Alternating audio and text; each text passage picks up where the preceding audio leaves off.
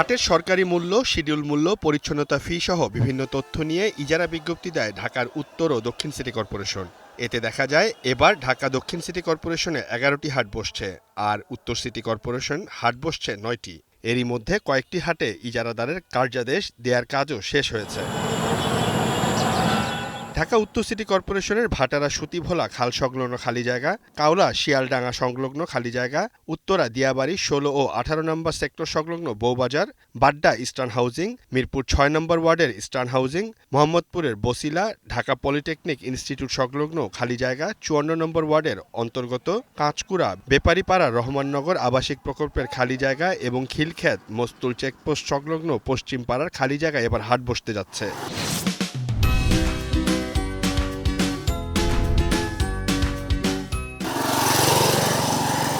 অন্যদিকে ঢাকা দক্ষিণ সিটি কর্পোরেশনের উত্তর শাহজাহানপুর খিলগাঁও, রেলগেট বাজারের Maitri Sangha, institute of leather technology college সংলগ্ন এলাকা, পোস্তগোলা শ্মশানঘাট সংলগ্ন আশেপাশের খালি জায়গা, মেরাদিয়া বাজার, লিটল ফ্রেন্ডস ক্লাব সংলগ্ন খালি জায়গা, কমলাপুর স্টেডিয়াম সংলগ্ন খালি জায়গা, দনিয়া কলেজ সংলগ্ন আশেপাশের খালি জায়গা, ধোলাইখাল ট্রাক টার্মিনাল সংলগ্ন উন্মুক্ত এলাকা, Amulia model town, Rahmatganj club সংলগ্ন আশেপাশের খালি জায়গা এবং Shyampur Kadamtali truck bus stand সংলগ্ন খালি জায়গায় হাট বসতে যাচ্ছে।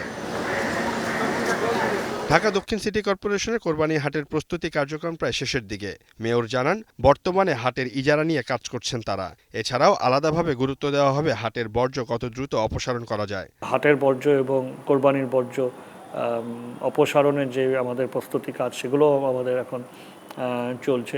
আমরা এবার 10টির মতো হাট দিচ্ছি, 3টির মতো আমাদের বরাদ্দ প্রক্রিয়া প্রায় শেষ, বাকিগুলো আমরা নতুন করে ইজারা কার্যক্রম চলছে। এখন আমাদের বহর এবং আমাদের সক্ষমতা অনেক বৃদ্ধি পেয়েছে। আমরা গতবার যেভাবে ঢাকাবাসীকে সুফল দিতে পেরেছি, এবার ইনশাআল্লাহ আরও সুন্দর, আরও সুষ্ঠুভাবে সুফল দিতে পারব। এদিকে ঢাকা উত্তর সিটি কর্পোরেশনের পক্ষ থেকে 9টি হাটের ইজারা কার্যাদেশ দিয়ে বিজ্ঞপ্তি প্রকাশ করা হয়েছে। গাবতলী হাট নিয়ে কিছুটা চ্যালেঞ্জ থাকলেও শেষ পর্যন্ত গাবতলীতে হাট বসতে যাচ্ছে। তবে ঢাকা আরিচা মহাসড়কের গাবতলী অংশের রাস্তা প্রশস্ত করায় এবার হাটের আকার কিছুটা ছোট হচ্ছে। এবারও উত্তর সিটির হাটগুলোতে থাকছে ডিজিটাল পেমেন্ট সিস্টেম। আমরা হাট নিয়ে সবসময় কিন্তু চ্যালেঞ্জ থাকে, বাট আমরা চ্যালেঞ্জগুলোকে মোকাবেলা করি।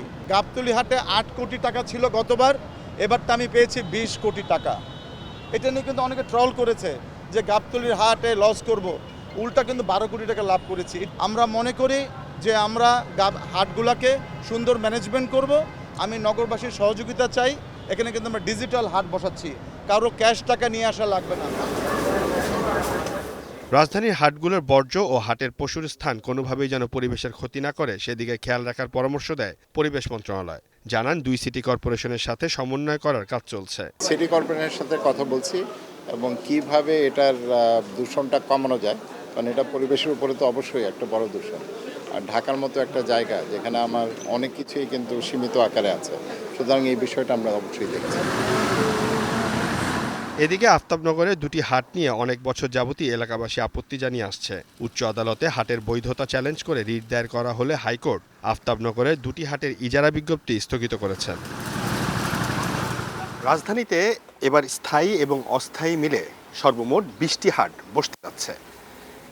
2 সিটি কর্পোরেশনের পক্ষ থেকে হাটগুলোর প্রস্তুতিও প্রায় শেষের দিকে।